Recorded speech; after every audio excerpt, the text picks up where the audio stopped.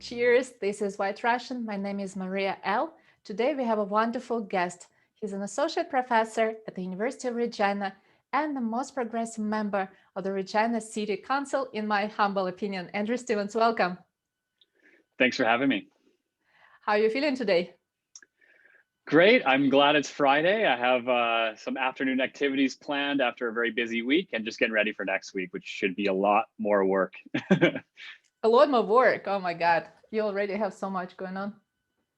Yeah, well, council's been busier than ever. We have some pretty big agenda items coming up, so it's going to be jam-packed next week. I'm just bracing for it. I see. If I'm not mistaken, you were born in Saskatchewan, right? What are some of your most memorable moments from childhood? Boy, so I'm from Saskatoon originally, grew up here in the 80s before we moved in the very early 90s to British Columbia. Memories, the exhibitions, the terrific summers. Just as a kid, I grew up in what was then like an affordable housing complex. Boardwalk now owns it. It was called Gladmere Park. Geez, I just remember how fun it was to be a kid in the neighborhoods that were really rich with other young families. We didn't do much road trips at the time. I just got to know the city very well. And so it was kind of funny. I'd left Saskatoon not thinking I was really ever going to come back. And I came back to Saskatchewan twice, but nothing but fond memories growing up in the 80s. In retrospect, listening to my parents' own experience at the time, it was actually a tough place to be at that time economically. So from my perspective, it was great. Happy to be back in the province, but it really was a surprise to me that I would come back here actually twice. I see. Yes, you received master's and PhD degrees at the Queen's University in Ontario, right? And then you came back. Why did you decide to go back to Saskatchewan after graduation? Job market. I didn't have an aversion to coming back. I know there's a lot of people who decide, that's it for Saskatchewan, and they're going to make a point of leaving and not coming back because they just want to explore the world. But, I did my undergrad at the U of S, loved it. When I first moved to Ontario, when I first went to Kingston, Queen's University to start my MA, I actually didn't like Ontario that much. And I figured, I'm going to come back. And I just kind of realized that Saskatchewan was the place for me. But the longer I was in Kingston, master's, and then I did my doctorate, I was a Saskatchewan resident the whole time simply because I was a student.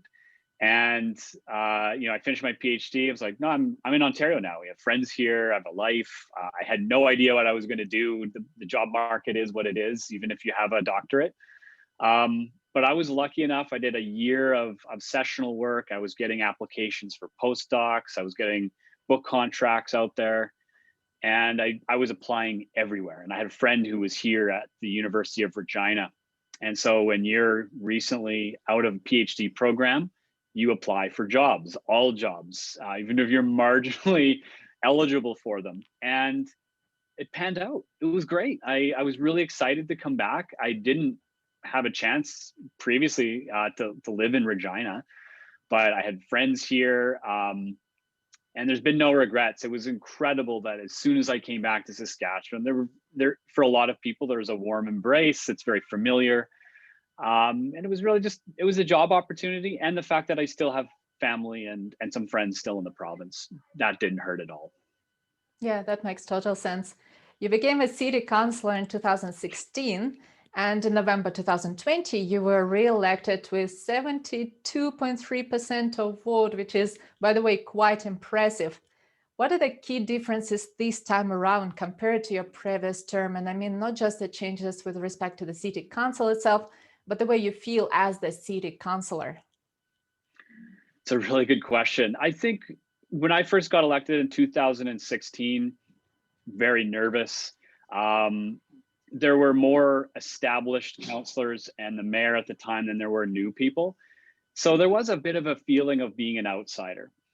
And in 2016, I got elected because I had worked with the community, lots of friends, activists in the community. And these were things that we want to achieve. I put a platform together. I'm there to accomplish particular goals and to work with the council and the mayor to get that done. That was always my intention. It wasn't just, oh, let's try it out. It was more like, no, if I'm going to do this, let's see what we can accomplish. But again, you're very much feeling like an outsider. And over the years, over those first 4 years, I thought it was incredible, the shift, the types of decisions, the kind of alliances, how votes would go became a lot less certain. And there were a lot of exciting initiatives that we had started collectively, and things always take time in government and you want to see them come to fruition. And things were going pretty well, and I thought, let's give another shot at 2020. Let's see what we can do. And you kind of know the ropes. I saw what was possible. I saw a huge shift in the last term in terms of what people would tolerate, what they wanted to advance, the political climate.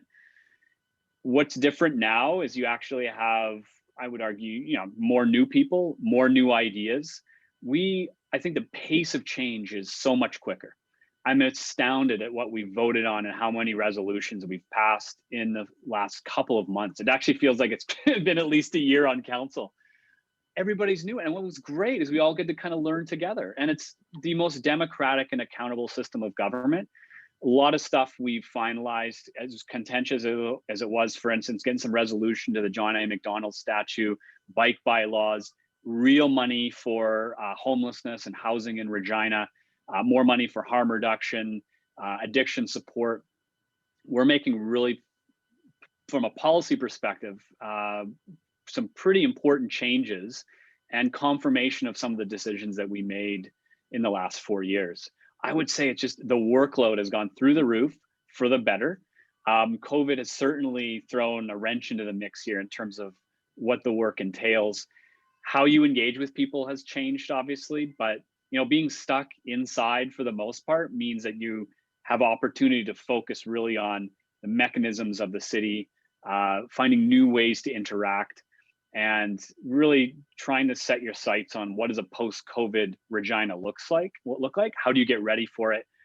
I think it's exciting. Actually, I'm more excited now, I think, than I ever had been. And it's kind of nice to know the ropes and not having to learn at the same time as all of this change is happening. But yeah, I think there's a lot more energy, a lot more excitement, a lot more positivity because more people are new and we're starting fresh. I like your positivity, but I'm gonna ask this question anyway. What's the most frustrating part about being a city councillor? Frustrating part. Overall, it's the fact that you inherit all sorts of problems. Problems that you didn't create. Problems that might actually be or should be shouldered by other levels of government.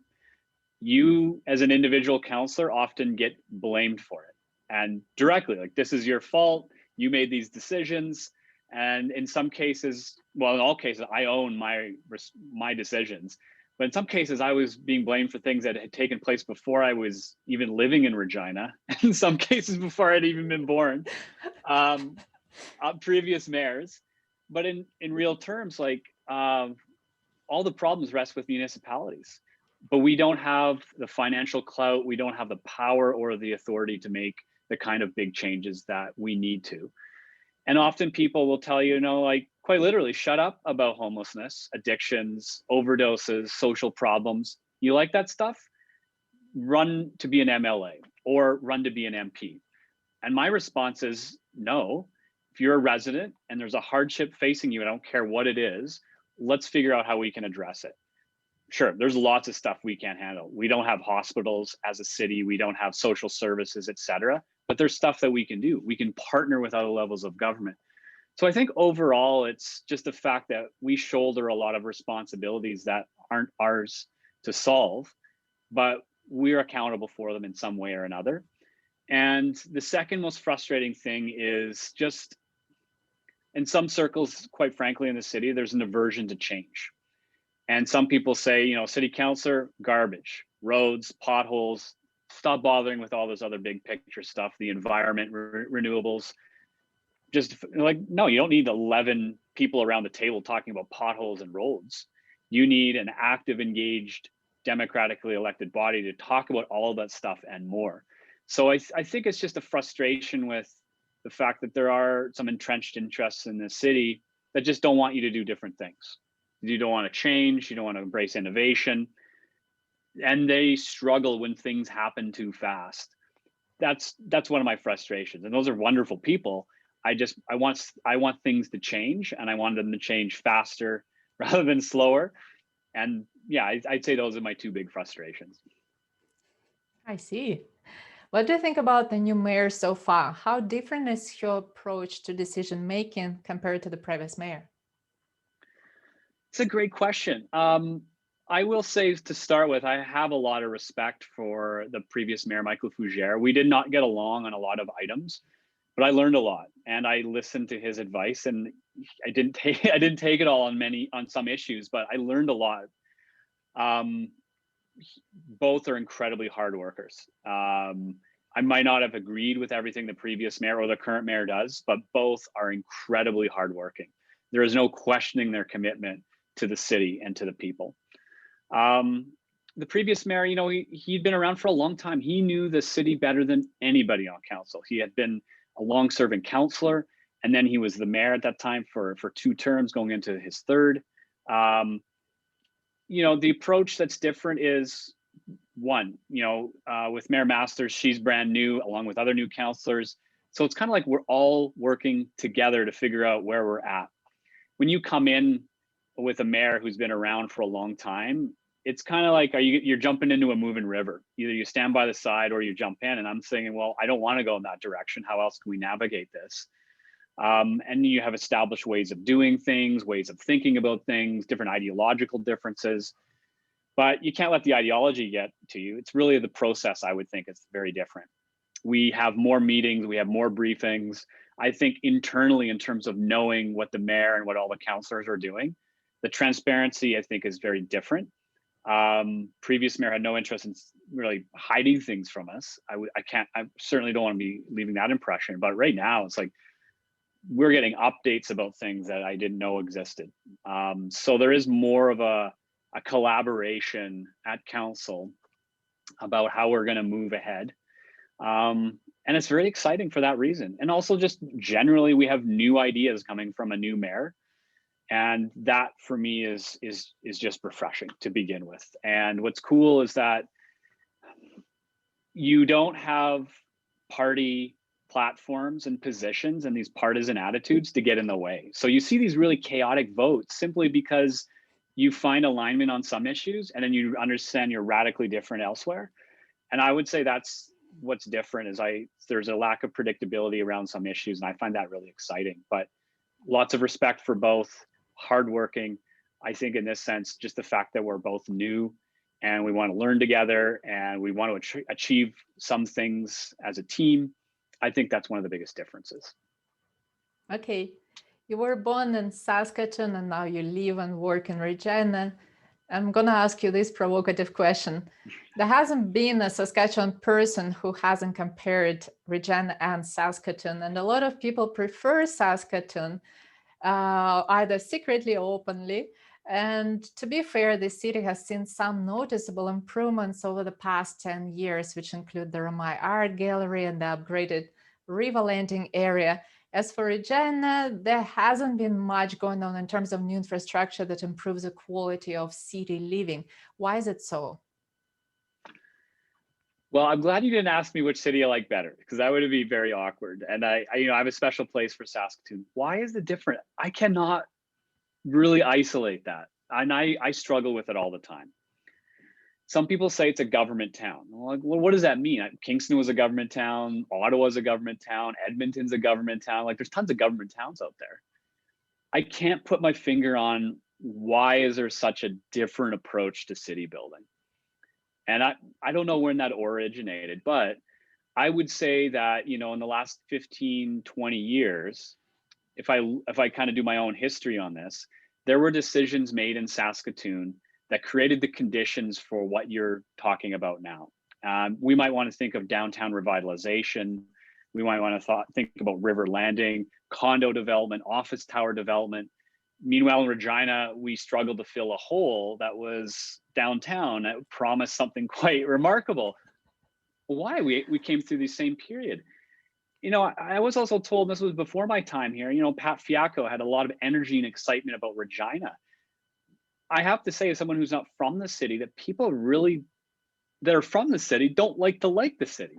And they figure that it's just never going to change, and they adopt that. And then there's an expectation that nobody else wants it to change either. So I think at some point there was just a decision that we manage the status quo. And I think in Saskatoon, especially around planning, around taxation, there was an attitude at some point in the last 20 years. It's like, no, we need to prep ourselves for the future. And I don't think that was happening in the same way. And people still, you know, they got elected as mayor, and they wanted to do a lot for the city. I think the seeds were planted a couple decades ago to create possibilities for change, for thinking about a big infrastructure. I don't want to go down this rabbit hole too far, but there was a decision to invest over $250 million in a stadium. It was never even meant to be used year round. Well, if someone wrote me a check for that much money, we could have massive expansion to the art gallery, an indoor aquatic center. We could have a brand new Brent Center and still have money to spare. And so I think we're a bit late to some of the game, but also we made spending decisions that make it more difficult to afford the type of amenities that you're discussing. Well, that said, we have an art gallery, it's just not a city art gallery, right? We don't have a riverbank, right? Like there's a geographic beauty that comes with downtown Saskatoon, but at the same time, it was built and invested in. We have a different system downtown. We have Wascana, which is far removed. So I think it's a mix of the geography as well as a lack of excitement about investing in the city that I would argue goes back quite a few years. And so what I'm seeing now is, how do we catch up? How do we hit the gas pedal? How do we take risks? And I think that's one of the big problems, is that there's a risk aversion that's inherent in the city. And it's too bad, because I've had the chance to work with some spectacular folks in city administration, some of whom have been around for decades. And it's almost as if they never were given an opportunity to explore their own possibilities and around planning and innovative ideas. And now I think we're seeing a shift there. So I don't know precisely where it started, but I think risk-taking, innovation, and wanting to be the city that you can be is one of the foundational differences, because I see the recipe for an amazing city and amazing developments in the inner city revitalization. We have the potential. It's just a matter of activating and empowering the right people and organizations to help make that happen. Well, I'm glad that some things are at least moving and changing. That's great to hear. Another question that I have is this. Canada has been put to shame internationally for its recycling system that is run by private companies that often end up sending some collected garbage to poorer countries or taking it to landfills. Recycling is one of the services that the City of Regina has provided for quite a few years, and the company that the city contracted is called Emterra. It is no different than many other companies involved in the recycling business. That is, it ships at least some collected garbage abroad, and what it cannot process ends up in landfills. So my question is, why did the city sign a service agreement with this company in the first place? So just to be clear, the actual agreement with that company predates me on council. That was 2012, 2013. Couple things. One, as a province, to be generous, we're decades behind other municipalities and other jurisdictions in Canada. So we'll start with that. When it comes to landfill diversion and how we're thinking about waste and taking responsibility for it. And the same holds true for the city of Regina, right? And it's not to cast blame, but if you think about where composting programs are at, recycling, landfill diversion, how we deal with that stuff, we're behind. And I don't know why. I think part of it's just, we have lots of space. Let's just chuck it out in the field, or we'll build literally a mountain of garbage. Like the horizon of Regina is defined by a hill that's made of trash. We have several of them. It's the only way we can actually get an incline in this city is by piling garbage out. It's a problem. I think it's just because we have the luxury of just letting it build up. If you're in Toronto, well, you could possibly keep that garbage. Now, Toronto still exports trash. Let's not create saints of other municipalities. They export it to Michigan and elsewhere, or they had. Overall, as a society, we think waste is okay. And so long as it disappears, we've had a problem solved.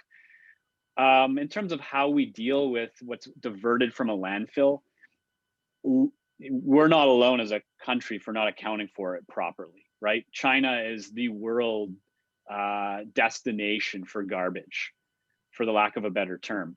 I think we need to get a grasp on what happens to things once we put them in our blue bin. And we feel it magically turns into another bottle, another can, a backpack, or a shirt.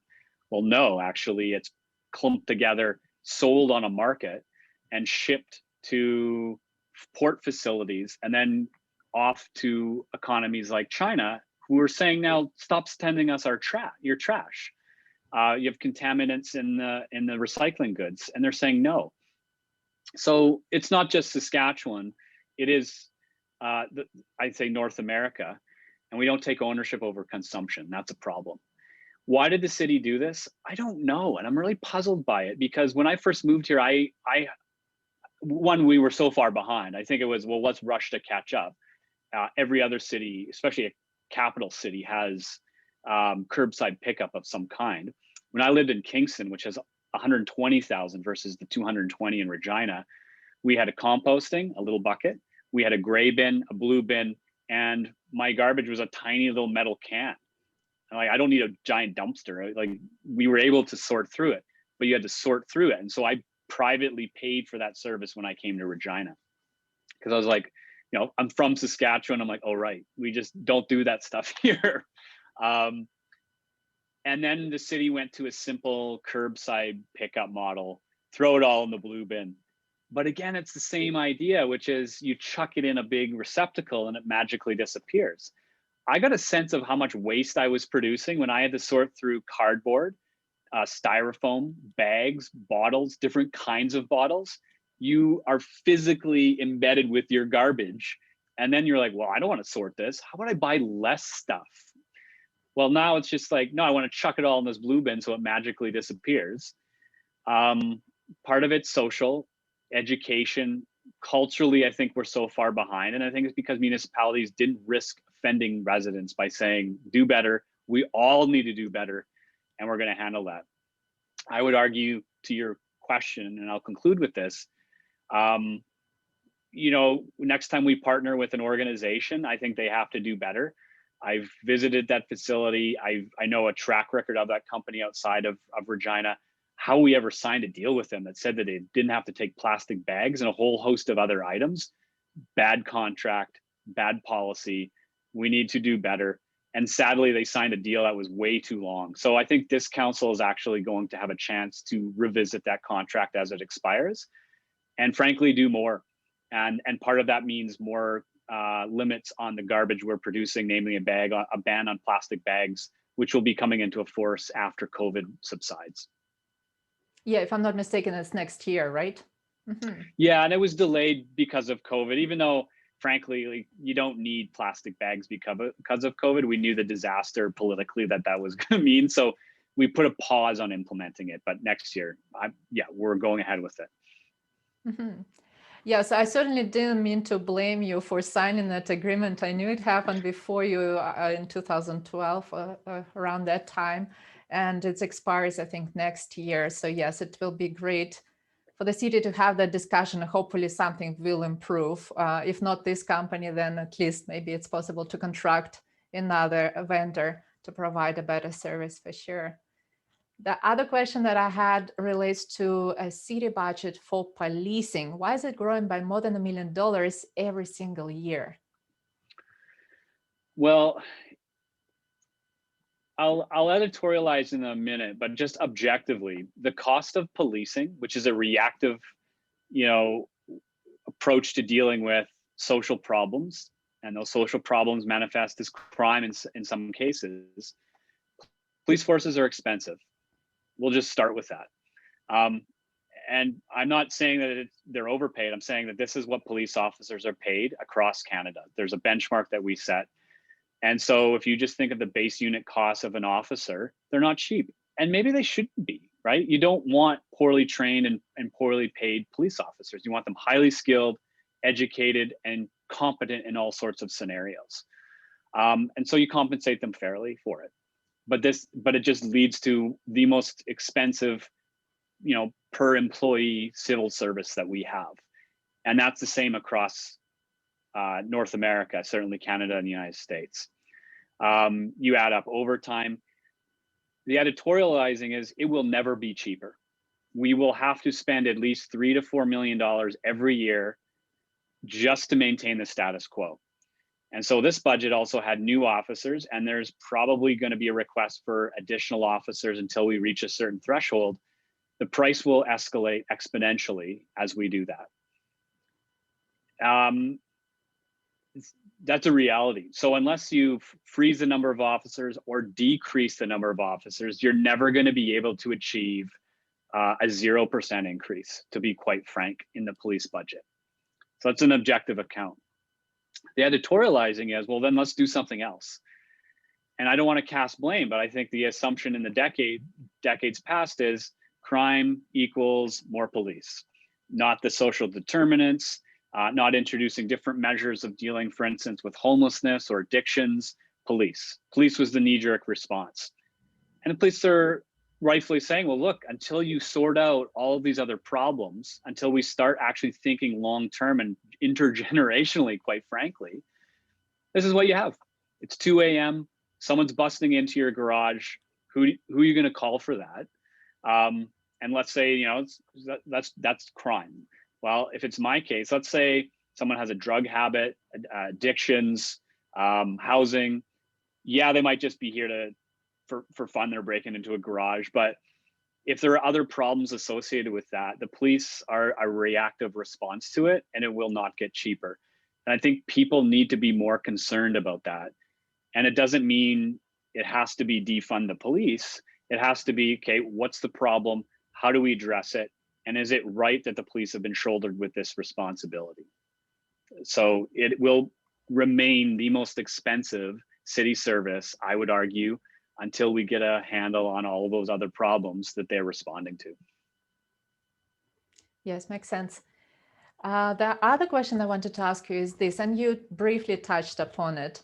In which areas does Regina have a potential to succeed? I mean, socially and economically, for instance.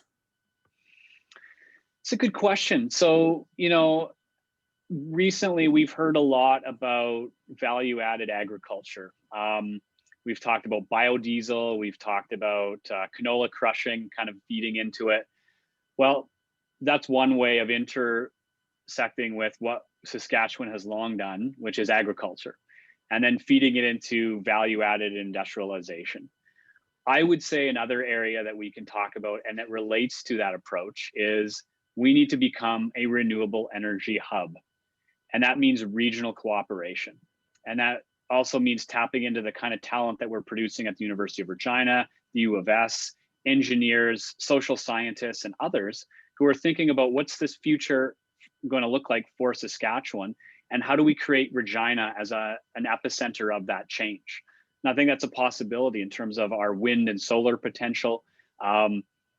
That by itself gets set up, it produces electricity, but what about the expertise that we can construct and export? I think we have the potential with Crown corporations to take advantage of the local talent, and the fact that through measures of public policy, we can link into all these important changes. And the fact that, again, we still have publicly owned utilities of this caliber, that's a huge advantage that other jurisdictions don't have. I'll just be blunt and say that advantage is being wasted. What are we going to do to activate the crowns? Well, we'll give everybody a 10% rebate on power. What about investing in renewable infrastructure in a meaningful way? So that's one. How do we activate those crown corporations for all sorts of social and economic purposes? I'd like us to be a leader in certainly the province, but perhaps Western Canada, for dealing with housing first and inequality and homelessness. I think we can use some of the advantages that we have and the expertise to make a commitment and achieve that commitment of zero homelessness.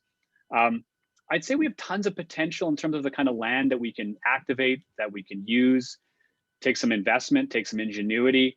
But I would like us to be a leader in how we advance infill and intensification, and for lack of better terms, urban rejuvenation and revitalization. I'd like us to do that. I think there's a lot of interest, a lot of know-how. It just needs to be activated. Yeah, I mean, our proximity to the US, to rail lines, there's a real important export potential in our community. My big worry, though, and I know you didn't ask this part, is that we're going to start exporting people again. And that's my major, it actually keeps me up at night. It's like, what do I tell my kids? Will it be a potential for them to stay here in the future? I'm worried that we're going to come to a point where we were in the 80s and 90s, where people left and they didn't come back. And until we start activating and seeing the potential of the city and seeing the potential of Southern Saskatchewan outside of oil and gas, that future could come back. But at the same time, I think there's so much potential with the people and what we've committed to, marginally at least as a city, that we need to activate and get ahead and focus on where's Regina going to be in the years to come after COVID. I think we can rebound and just taking advantage of the people here. Let's talk about a different topic. Since you're the associate professor at the University of Regina, I'm going to ask you this. Is this university good at providing freedom of speech to both students and university professors? Do you feel comfortable with sharing your views as well as all other individuals? Basically, is it tolerant towards the whole spectrum of different views, in your opinion? As an institution, yeah, absolutely. And without question, I've been engaged in pretty cutthroat academic freedom and campus political events as a graduate student. And I would say U of R is like, it's totally different. Like in terms of what people can say at an institution, the kind of work that they can accomplish and advance. In my experience, and as someone who's been at the bargaining table talking about academic freedom language, who's been engaged with civic and student politics, I think academic freedom is doing well. I think where it's a problem is people not exercising it enough. Like I was really struck when I came here about how silent the campus community was about all sorts of stuff. And so is it a space for things to be talked about? Yes. My question is, why is it not talked about more? Why is there not more engagement, more excitement, more politically divisive issues? I invite that. I always, and I still do, wonder why there's not more of it at the U of R, because the climate itself is not, I would argue, suppressive of those ideas. So from an academic freedom ranking, I think we're doing well. I've never felt silenced. I've never been threatened with punishment for things that I've said. And in fact, I've come to appreciate tenure more when one of my council colleagues was fired from a law firm, I suspect because of things he said around the fossil fuel industry. So it's made me appreciate the privilege of a tenured position of academic freedom and the kind of inviting atmosphere that a university provides to disagreement and dissent. I think the U of R is doing well in that regard. Okay. You're married, you have 2 kids and 2 jobs, in addition to many other things you're doing. How do you balance your personal and professional life? I don't know. I really don't. It's hard. It really is hard. It's getting harder. With council becoming more full-time. We'll call it more full-time. Like some weeks it seems to be. Some tips: you turn your phone off. Step 1. I regulate social media, and this is a little trick, and you're gonna make fun of me for it. I'm happy that this is being recorded. I don't know my Facebook password. I change it, I give it to my wife, and if I need to be on Facebook, I'll block off a period of time in which I'll post things and engage with people, and I'll schedule it. Otherwise, I'm on there all the time. So social media, you have to turn it off. You have to turn the phone off. You have to set time away on the weekend to do no work. But it does mean longer hours. And it means, you know, unless there's a meeting scheduled between 6 and 8, which is like my time after work for the kids, that's my time with the kids. And then when they go to bed, the stories are done, they're all tucked in, I'll continue working. It is long days, long hours, but it's also like I am forcing myself at 5 p.m. today, going for a beer. I'm going to be socially distanced outside of friends leaving town. We're going to be in the backyard having a drink. I'm doing that. And I don't care what happens between now and then. I schedule my life. I always listen to my wife. I think that that's maybe the fourth bit of advice is, you know, you got to make the family and your life a priority as well. And, you know, when she tells me to turn my phone off, that we're going to do things, that's what's happening. So it's also recognizing how important the family, but friend circles are to keep you sane. But also to acknowledge that there are mental stresses and mental health issues associated with overwork. And I overwork myself a lot. At the same time, I'm a labor rights activist, and I want the 30-hour work week, but for other people, and I don't abide by it. But the other thing is, I also have 2 jobs that I love. Right? I'm not going into the depths of a coal mine. I'm engaging with people. I'm engaging with ideas. I'm engaging with research programs. I'm having great conversations with students. I'm seeing them learn. Like, I love the work that I do. Otherwise, I wouldn't do it. But could I continue on with 2 jobs for another decade? No, I'll burn out and die, honestly. So, you know, my idea for council, at least, was at max 2 terms, and then get a lot done, and then move on and do some other stuff. Well, we'll certainly miss you, even though I don't live in your area. I'm not saying Thanks. goodbyes just yet. You still have 3 more years to go. Thanks. Anyway, Andrew, thank you so much. Let's move on to a round of quick questions. I'm going to ask you, I don't remember how many, but anyway, I'm hoping that you'll be able to provide quick responses. Are you ready? Go ahead.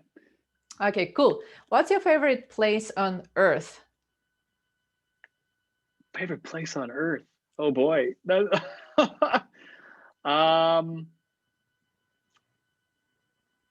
Wow, you've really struck me. I would say a beach on Shuswap Lake in British Columbia. Nice one. What's your secret habit or hobby? I put together scale models. Okay. Like little jets, tanks. Yeah. How many do you have in your collection?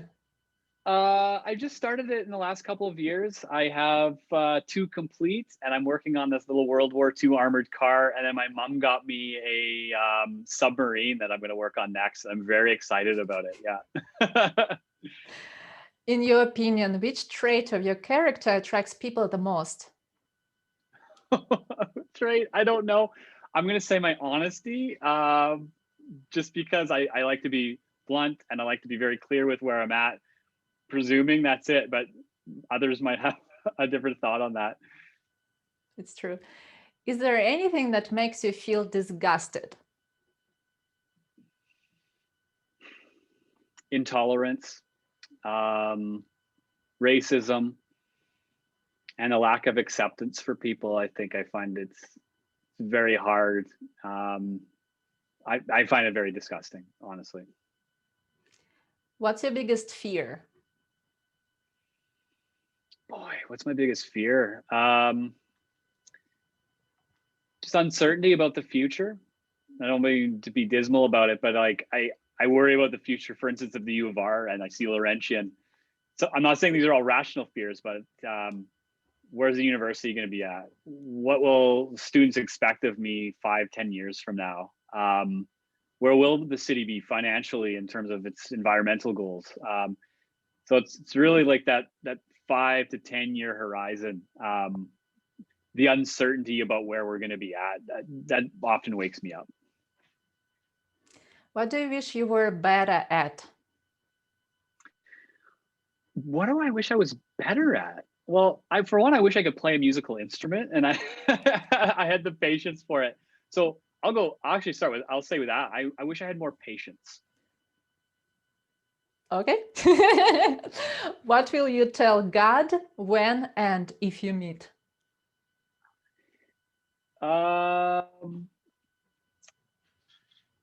Where did I go wrong, maybe? Or, what more could I have done to help people? Not, you don't walk through life trying to be a saint, but I'm thinking what keeps me motivated at City Council is like, how can I improve things? What more could I have done? Where did I really sacrifice my principles if I did? Same with the university life. Like, what more could I have done to, better either a research program, help students out? I think that's what more could I have done to help others succeed or to do better. I see. Andrew, thank you so much for this interview. Thank you. And the lightning round really caught me off guard. Thanks for the questions. I have a lot of thinking to do. Sorry. Anyway, Fun. thanks again, and I wish you all the best. Thank you so much. Have a good weekend. You too. Take care. Bye. Cheers. This is White Russian. Don't forget to subscribe to my channel and click on like. There will be many more interesting interviews coming up very soon, so stay tuned.